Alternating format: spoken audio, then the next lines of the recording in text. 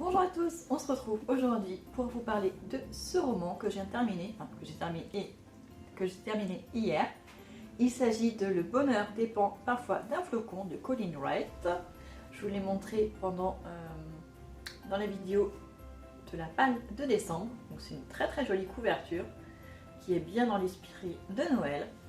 Alors, ce roman, c'est digne d'un téléfilm de Noël. Si vous aimez les téléfilms de Noël, je pense que vous aimerez ce roman parce que l'histoire est typique d'un téléfilm de Noël. On est dans une auberge aux États-Unis, dans le Vermont. C'est juste 2-3 jours avant Noël. L'auberge est tenue par Tim et Jeanne. On ne sait pas trop quel âge ils ont. Ils n'ont pas d'enfants, ils gèrent cette auberge depuis à peu près 10 ans. Et on comprend que l'avenir de cette auberge est très mal engagé. Ils n'arrivent plus à faire face aux factures et tout ça, donc ils prévoient après les fêtes de fermer l'auberge. C'est à contre-cœur, mais ils se disent s'il n'y a pas de réservation, on ne peut pas continuer. Et dans cette auberge, il y a aussi Iris, qui je pense est plus âgée que Tim et Jeanne. Elle travaille là en tant que réceptionniste. En fait, c'est sa famille qui a créé cette maison, qui a construit cette maison très longtemps auparavant. Je crois 200 ans, ouais, dans les années 1830, 1850 je crois. Elle a toujours appartenu à sa maison, mais elle ne se sentait pas capable de faire face aux dépenses d'entretien de la maison. Donc quand elle a voulu vendre, elle a voulu choisir qui achèterait. Donc elle a choisi Tim et Jeanne, qui lui ont promis de la garder autant qu'elle voudrait pour continuer à gérer l'auberge avec eux. Et donc tous les trois s'entendent très bien. Ils adorent leur auberge, elle est magnifique, elle est très bien décorée pour Noël et tout ça. Et pour ce Noël-là, ils doivent accueillir un mariage, le mariage d'Anna. Elle est censée se marier ici, le jour de Noël. Et donc elle arrive, il y a d'autres personnes en fait qui vont arriver ce jour-là. On va avoir Molly qui est une écrivaine jeunesse qui va arriver ici pour rechercher l'inspiration. Il y aura Marcus et ses deux petites filles. Il y a les parents d'Anna qui arrivent, il y a la meilleure amie d'Anna. Il y a le petit-fils d'Iris qui s'appelle Luc. Et on a aussi un autre monsieur qui est tout seul, voilà. Et je crois qu'on a un autre couple, mais je ne me souviens plus comment il s'appelle. Et en fait, on va suivre au début du roman l'arrivée. Chaque chapitre va être destiné à un des personnages ou à un couple, à une famille. Et donc on va suivre l'arrivée de chacun d'eux dans cette auberge.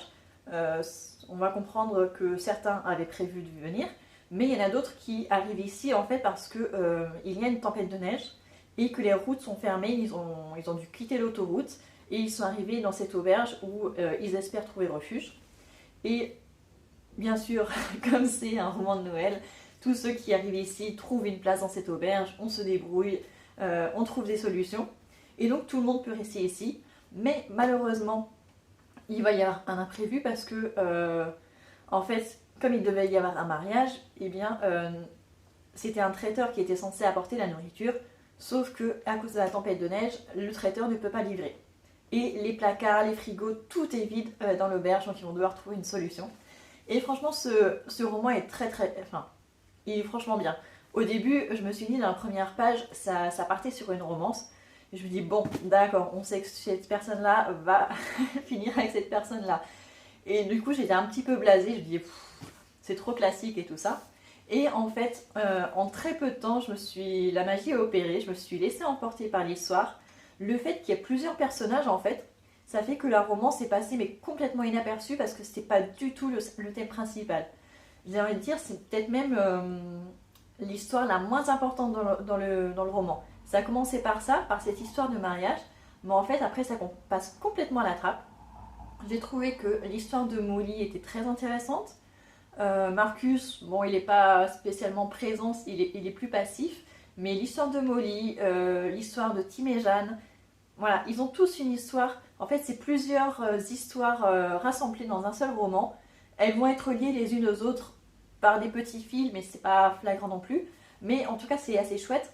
Et quand on est arrivé aux 2 tiers du roman, je me suis dit, mince, il y a tellement d'histoires mélangées que je me suis dit comment on va faire l'autrice pour arriver à faire une fin pour chacun. Parce que c'était vraiment ça, c'est vraiment chaque chapitre était consacré à un des personnages et du coup il fallait qu'elle arrive à faire une fin pour chaque personnage et je voyais qu'il restait peu de pages en fait.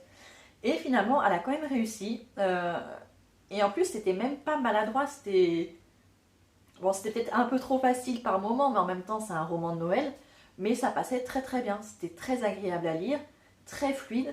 La seule chose que j'ai moins aimé dans ce roman, c'est lié à la traduction. La traduction est franchement très maladroite. Elle n'est pas fausse, mais c'est très maladroit. C'est pas du tout bien tourné.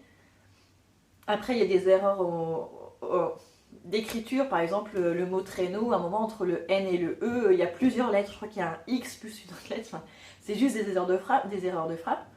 Mais on se dit quand même qu'il y a un problème de relecture quand même dans ces livres-là. Au début, il y en avait quelques-unes, mais plus on approchait de la fin, plus il y avait d'erreurs de traduction et de fautes de frappe.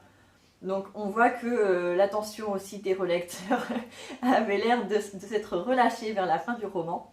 Mais honnêtement, si vous ne vous intéressez qu'à l'histoire, c'est pas du tout gênant. Même moi, je l'ai remarqué parce qu'il y a des fois où j'étais obligée de relire la phrase 2-3 fois, mais c'est pas spécialement gênant. Voilà, ça ne gâche pas du tout l'histoire. Donc voilà, donc je suis très contente d'avoir lu ce deuxième roman de Noël, qui est franchement, c'est pas dépaysant, mais on se voit très bien dans l'ambiance, on imagine très bien l'auberge, même les personnages sont très stéréotypés, ça c'est clair, mais c'est pas du tout dérangeant, ça coule tout seul, et le fait qu'il y ait plusieurs personnages, Marcus, c'est un jeune papa avec ses 2 fillettes. Molly, c'est une écrivaine jeunesse. On a Luc qui est célibataire, mais voilà, insouciant. On a qui d'autre? On a un vieux monsieur anglais. On sait qui c'est à la fin du roman, mais au début, il nous paraît très bizarre, très bougon, mais c'est un personnage à lui tout seul. Donc voilà, le mélange des styles fait que ça fait un roman bienveillant qui est très chouette à lire pour Noël. Franchement, je suis contente de l'avoir lu. Et donc voilà.